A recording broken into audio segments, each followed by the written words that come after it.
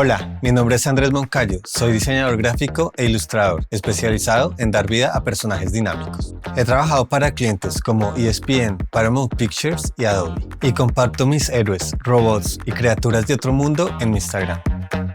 Mi inspiración proviene de los videojuegos, del anime, de las series de televisión y el arte en general. Cuando algo me gusta, me dan ganas de crear mi propia versión de ello. Así, en mis obras hay mucho de lo que soy y de mi intención de experimentar con colores y texturas. Cuando empiezo a dibujar, cada línea debe ayudar a contar quién es el protagonista y cómo es el universo que lo rodea. Y durante este proceso siempre añado mi sello personal, el dinamismo.